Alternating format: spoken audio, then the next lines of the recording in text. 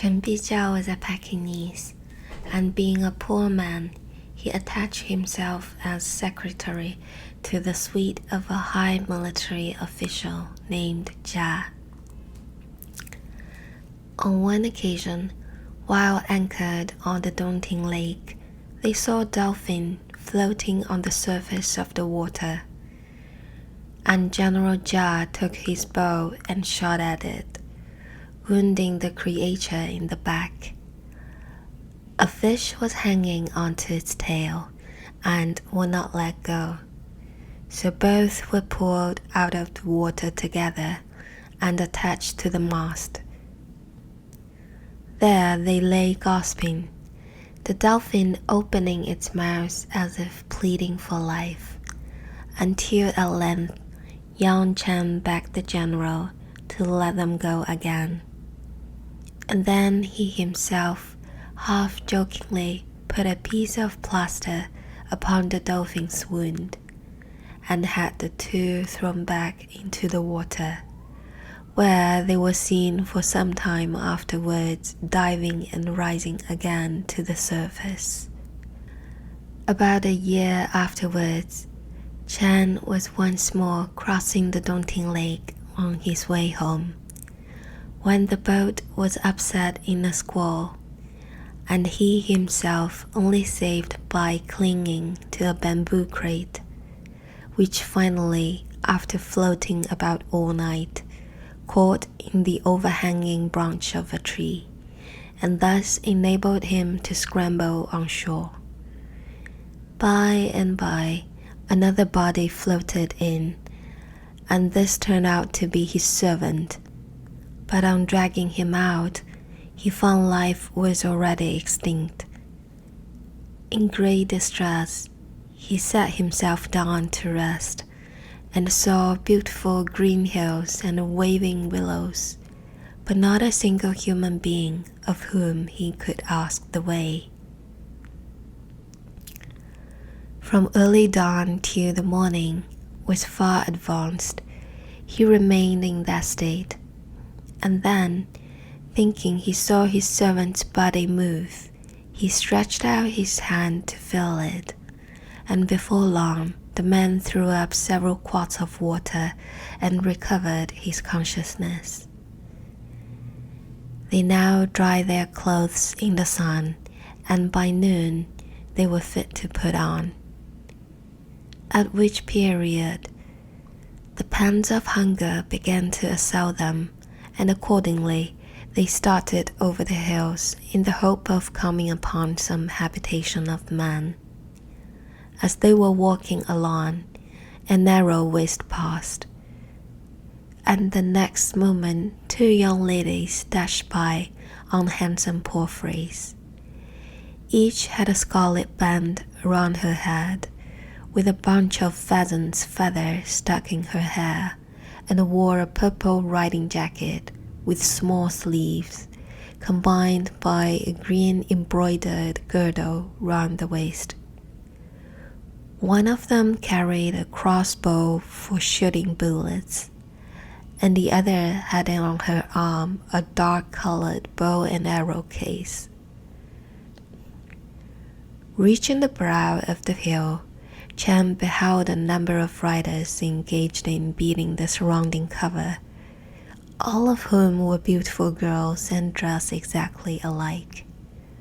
Afraid to advance any further, he inquired of a youth who appeared to be in attendance, and the latter told him that it was a hunting party from the palace, and then, having supplied him with food from his wallet, he bade him retire quickly, adding that if he fell in with them, he would assuredly be put to death.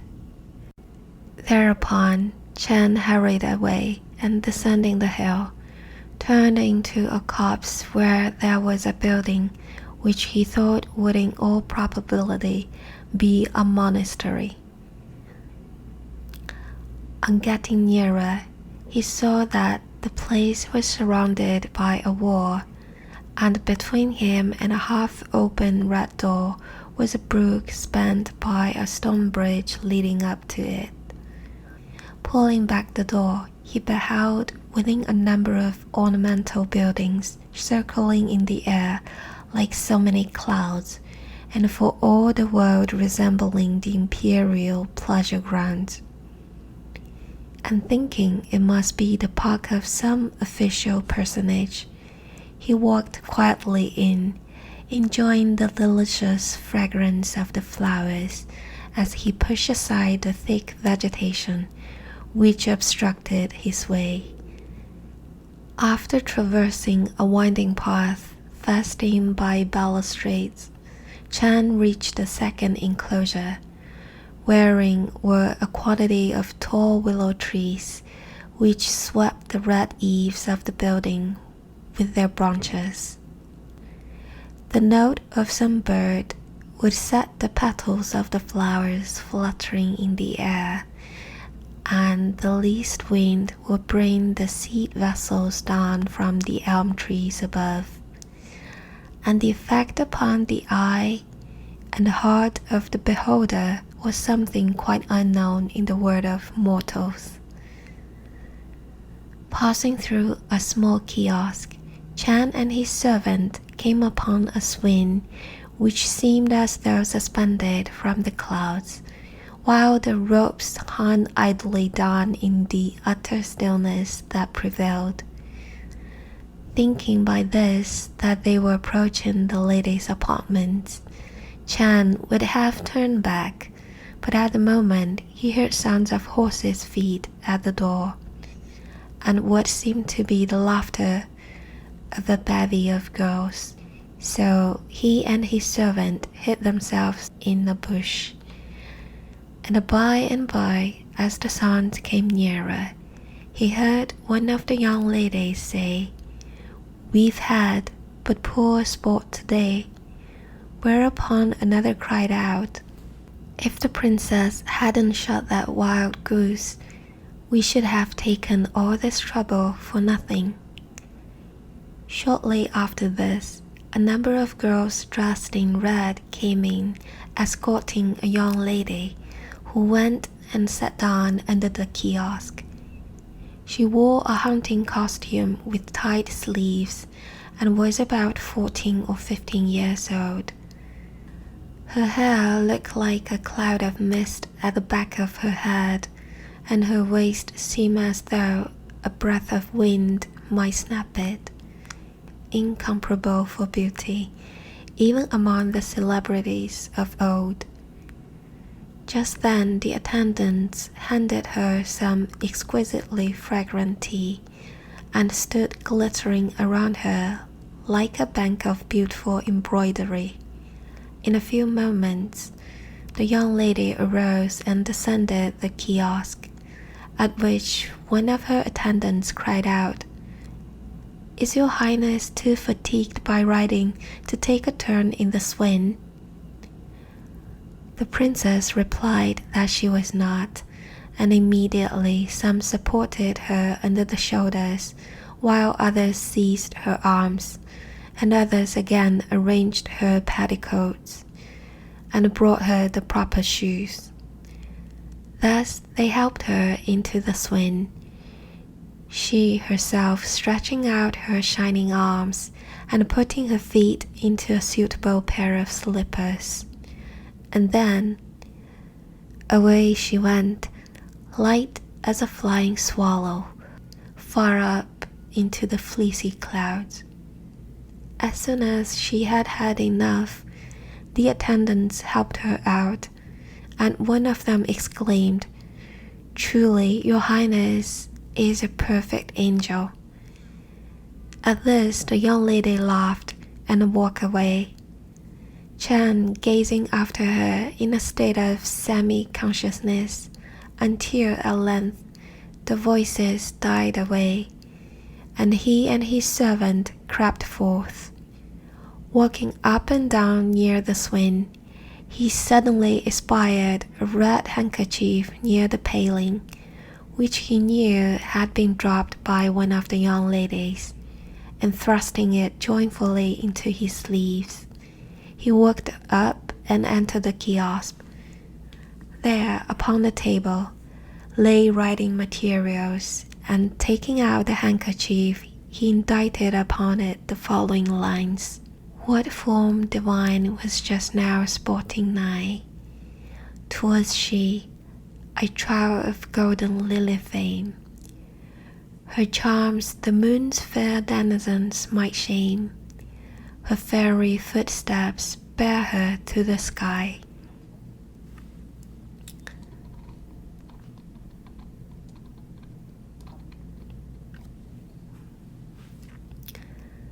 Humming this stanza to himself, Chan walked along seeking for the path by which he had entered, but every door was securely barred, and he knew not what to do. So he went back to the kiosk, when suddenly one of the young ladies appeared and asked him in an astonishment what he did there. I have lost my way, replied Chan. I pray you lend me your assistance. Do you happen to have found a red handkerchief? Said the girl. I have indeed, answered Chan, but I fear I have made it somewhat dirty. And suiting the action to the word, he drew it forth and handed it to her. Wretched man, cried the young lady, you are undone. This is a handkerchief the princess is constantly using, and you have gone and scribbled all over it. What will become of you now? Chan was in a great fright, and begged the young lady to intercede for him, to which she replied, It was bad enough that you should come here and spy about. However, being a scholar and a man of refinement, I would have done my best for you, but after this, how am I to help you? Off she then ran with the handkerchief, while Chan remained behind in an agony of suspense, and longing for the wings of a bird to bear him away from his fate.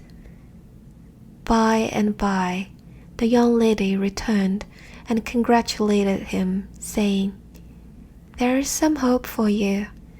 The princess read your verses several times over and was not at all angry. You will probably be released, but meanwhile wait here and don't climb the trees or try to get through the walls, or you may not escape at all. Evening was now drawing on, and Chan knew not for certain what was about to happen. At the same time, he was very empty, and what with hunger and anxiety, death would have been almost a happy release. Before long, the young lady returned with a lamp in her hand, and followed by a slave girl bearing wine and food, which she forthwith presented to Chan. The latter asked if there was any news about himself, to which the young lady replied that she had just mentioned his case to the princess, who, not knowing what to do with him at the hour of night, had given orders that she should at once provide it with food, which at any rate, added she, is not bad news. The whole night long Chan walked up and down, unable to take rest, and it was not till late in the morning that the young lady appeared with more food for him, imploring her once more to intercede on his behalf. She told him that the princess had not instructed them either to kill or to release him, and that it would not be fitting for such as herself to be bothering the princess with suggestions. So there Chan still remained until another day had almost gone, hoping for the welcome moment, and then the young lady rushed hurriedly in, saying, You're lost. Someone has told the queen, and she, in a fit of anger, threw the handkerchief on the ground and made use of every violent language. Oh dear, I'm sure something dreadful will happen.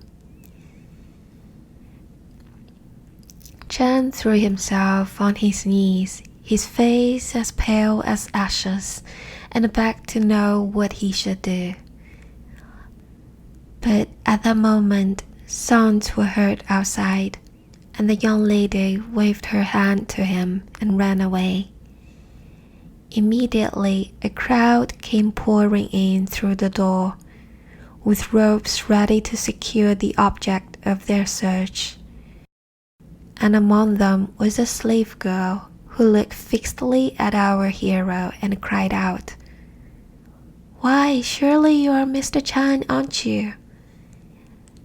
At the same time, stopping the others from binding him until she should have reported to the queen.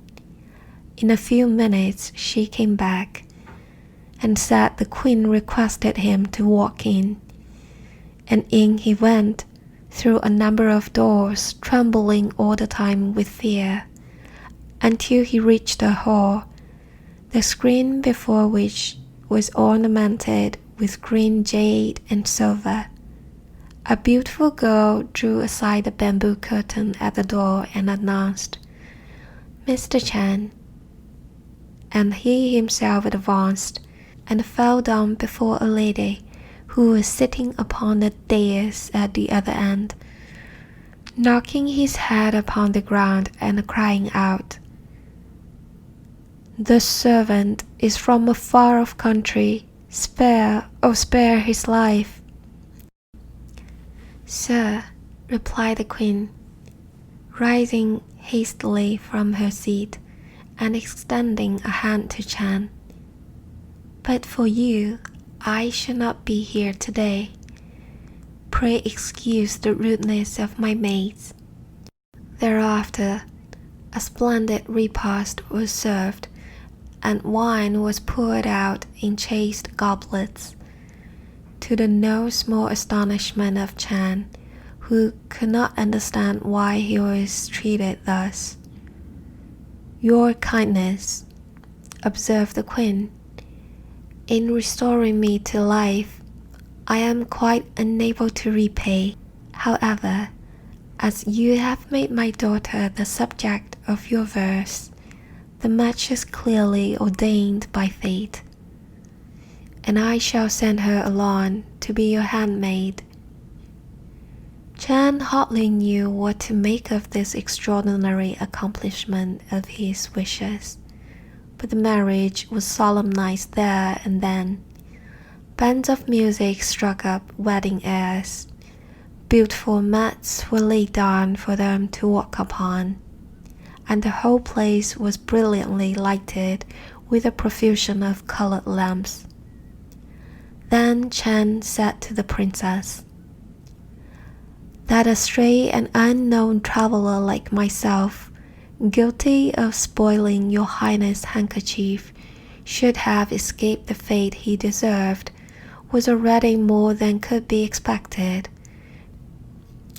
But now to receive you in marriage, this indeed far surpasses my wildest expectations." "My mother," replied the princess, "is married to the king of this lake, and is herself a daughter of the river prince. Last year, when on her way to visit her parents, she happened to cross the lake and was wounded by an arrow, but you saved her life and gave her plaster for the wound. Our family, therefore, is grateful to you and can never forget your good act. And do not regard me as of another species than yourself. The Dragon King has bestowed upon me the elixir of immortality, and this I will gladly share with you." Then Chan knew that his wife was a spirit, and by He asked her how the slave girl had recognized him, to which she replied that the girl was the small fish which had been found hanging to the dolphin's tail. He then inquired why, as they didn't intend to kill him, he had been kept so long a prisoner. "I was charmed with your literary talent," answered the princess. "But I did not venture to take the responsibility upon myself, and no one saw how I tossed and turned the livelong night." "Dear friend," said Chan, "but come, tell me, who is it that brought my food?" "A trusty waiting maid of mine," replied the princess. "Her name is Anian." Chen then asked how he could ever repay her, and the princess told him there would be plenty of time to think of that. And when he inquired where the king, her father, was, she said he had gone off with the god of war to fight against Chiyo and had not returned. A few days passed, and Chan began to think his people at home would be anxious about him, so he sent off his servant with a letter to tell them he was safe and sound, at which they were all overjoyed, believing him to have been lost in the wreck of the boat, of which event news had already reached them. However, they were unable to send him any reply, and were considerably distressed as to how he would find his way home again. 6 months afterwards, Chan himself appeared, dressed in fine clothes and riding on a splendid horse, with plenty of money and valuable jewels in his pocket, evidently a man of wealth. From that time forth, he kept up a magnificent establishment, and in 7 or 8 years had become the father of 5 children. Every day he kept open house, and if anyone asked him about his adventures, he would readily tell them without reservation. Now a friend of his named Liang, whom he had known since they were boys together, and who, after holding an appointment for some years in the south, was crossing the Dongting lake on his way home, suddenly beheld an ornamental barge with carved woodwork and red windows, passing over the foamy waves to the sound of music and singing from within. Just then, a beautiful young lady leant out of one of the windows, which she had pushed open, and by her side Liang saw a young man sitting in a negligee attitude, while 2 nice-looking girls stood by and massaged him. Liang at first thought it must be the party of some high official, and wondered at the scarcity of attendants. But on looking more closely at the young man, he saw it was no other than his old friend Chan. Thereupon, he began almost involuntarily to shout out to him, and when Chan heard his own name, he stopped the rowers and walked out toward the figurehead, beckoning Liang to cross over into his boat, where the remains of their feast was quickly cleared away, and fresh supplies of wine and tea and all kinds of costly foods spread out by handsome slave girls. "It's 10 years since we met," said Liang, "and what a rich man you have become in the meantime." "Well," replied Chan, "do you think that's so very extraordinary for a poor fellow like me?" Liang then asked him who was the lady with whom he was taking wine, and Chan said she was his wife, which very much astonished Liang, who further inquired where they were going. "Westwards," answered Chan, and prevented any further question by giving a signal for the music, which eventually put a stop to all further conversation. By and by, Liang found the wine getting into his head and seized the opportunity to ask Chen to make him a present of one of his beautiful slave girls. "You are drunk, my friend," replied Chen. "However, I will give you the price of one as a pledge of our old friendship." And turning to a servant, he bade him present Liang with a splendid pearl, saying, "Now you can buy a green pearl. You see, I am not stingy," adding forthwith, "but I am pressed for time and can stay no longer with my old friend." So he escorted Liang back to his boat, and having let go the rope, proceeded on his way. Now, when Liang reached home and called at Chen's house, whom should he see but Chen himself drinking with a party of friends? "Why, I saw you only yesterday," cried Liang. "A pound of Dongting. How quickly you have got back." Chen denied this, and then Liang repeated the whole story, at the conclusion of which Chen laughed and said, "You must be mistaken. Do you imagine I can be in two places at once?" The company were all much astonished and knew not what to make of it, and subsequently, when Chen, who died at the age of 80, was being carried to his grave, the bearers thought the coffin seemed remarkably light, and on opening it to see, found that the body had disappeared.